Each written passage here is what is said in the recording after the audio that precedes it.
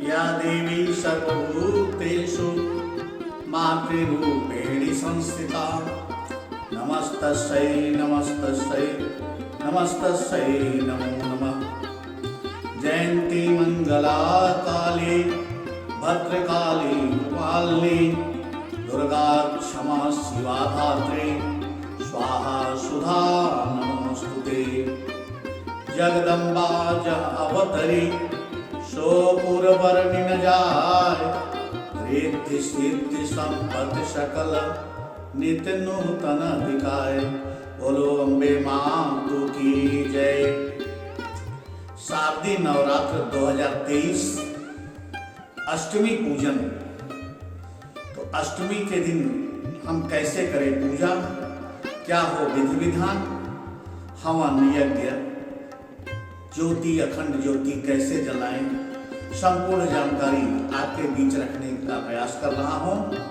उम्मीद करता हूं आप पूरा वीडियो जरूर देखेंगे तथा शारदीय नवरात्र के अष्टमी का पूजन बड़े विधि विधान से करेंगे। तो देखिए, माँ दुर्गा के 9 रूप में हम पूजा करते चले आए हैं। प्राचीन काल से यह आदिशक्ति जगत जननी जगदम्बा का पूजन विधि प्रायः सभी घरों में, सनातनियों के घरों में होता चला आया है। अष्टमी के दिन विशेष रूप से महत्वपूर्ण विषय हो जाता है हमारा हवन और कन्या पूजन। हवन के लिए मुहूर्त की आवश्यकता पड़ती है। तो सबसे शुभ मुहूर्त अभी मैं अध्ययन कर रहा था, तो उसमें यह है कि 12:40 से 2 बजे तक दोपहर में यदि आप हवन करें तो अति उत्तम। वैसे आप अपने कुलगुरु पुरोहित से भी इस विषय पर विमर्श कर सकते हैं, क्योंकि देश काल के अनुसार थोड़ा सा मुहूर्त में 5-10 मिनट का आगे पीछे भी हो सकता है। रही बात समय का, तो लगभग समय वही प्रायः संपूर्ण भारतवर्ष में। तो आप इसी समय हवन करेंगे तो ज्यादा अच्छा। हवन सामग्री देखिए, शाकला आप तैयार कर लेंगे। आजकल मार्केट में भी बना बनाया मिलता है। आम्र की लकड़ी और कंडी या उपली, जो भी आपके क्षेत्र में कहते हो। गौ माता की गोबर से बना उपली अगर मिल जाए या कंडी मिल जाए तो ज्यादा उत्तम, और आम की लकड़ी, इसका प्रयोग करें। हवन मार्केट में बना बनाया आजकल मिल जा रहा है। जौ का प्रयोग उसमें निश्चित रूप से करें, देसी घी के साथ। जो लोग किसी वांछित मनोकामना को लेकर के हवन कर रहे हैं, वो कमलगट्टा का प्रयोग करें। तो ये रहा हवन सामग्री। प्रायः सभी घरों में अक्सर होता रहता है, तो सामग्री बताने की बहुत ज्यादा आवश्यकता नहीं है। मुख्य विषय होता है आज के दिन में कन्या पूजन।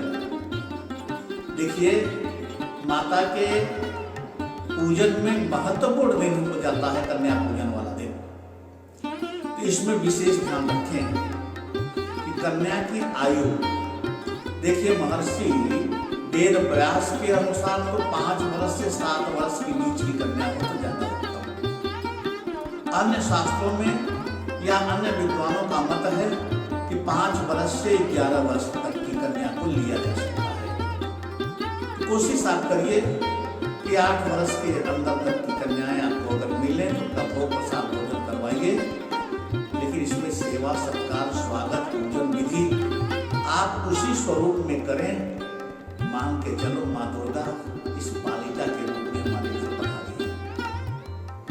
अच्छा, एक बात और आपको बता दें, यदि आपके मन में कोई विषय को लेकर के हो कि मुझे इस नवरात्रि में या इस पूजन से यह चीज प्राप्त करनी हो, जैसे मान लो विद्या चाहिए, बुद्धि चाहिए, विवेक चाहिए, तो चतुष्वर्ण जो हमारे यहाँ है, चारों वर्णों की जो व्याख्या हम होती चली आई है, ब्राह्मण, क्षत्रिय, वैश्य और चतुष्वर्ण, तो इनकी कन्याओं का भी अलग अलग महत्व है।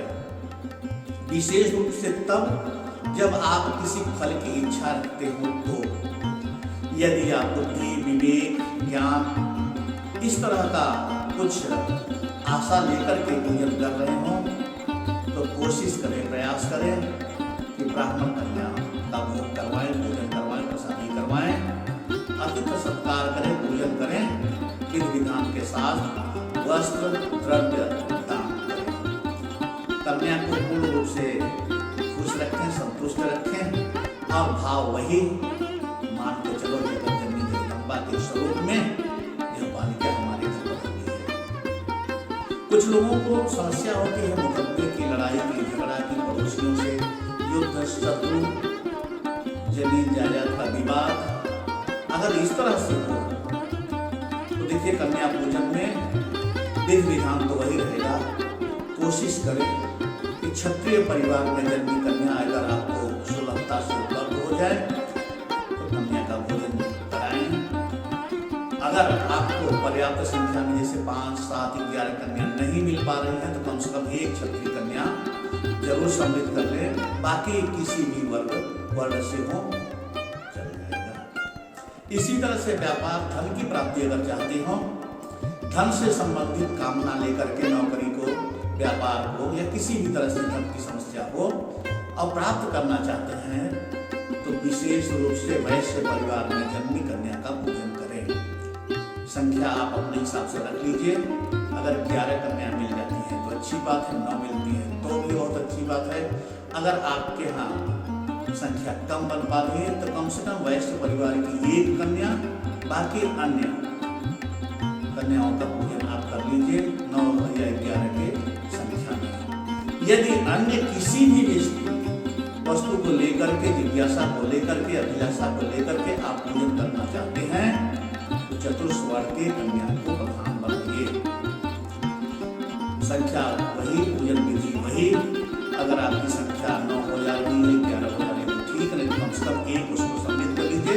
बाकी अन्य को सम्मिलित करके आप विधि विधान के साथ, मतलब स्वागत, पद प्रक्षालन, नए वस्त्र का दान, दक्षिणा, भोग, तिलक, आरती, बंधन, मतलब ऐसे समझो साक्षात नव दुर्गा के किसी न किसी रूप में आप उनको पूजा कर रहे हैं।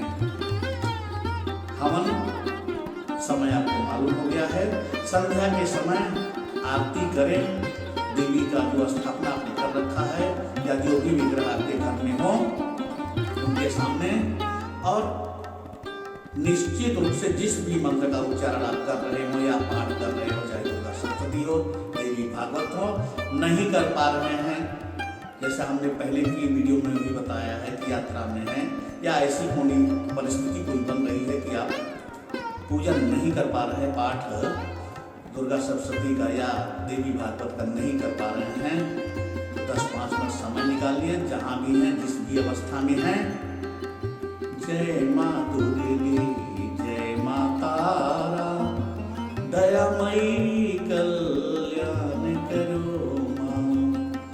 जगत जननी जगदम्बा का भजन कीर्तन कम से कम 45 मिनट यानी 1 घंटे आपको करना ही करना है। यदि संपूर्ण लाभ आप चाहते हैं तो अष्टमी की पूजा भी बड़े विधि विधान के साथ, सुबह स्नान, आरती, पूजा, बंधन के साथ, हवन दोपहर में कन्या पूजन करें, हवन करें और शाम को पुनः आरती और भजन संध्या। बोलिए अम्बे मात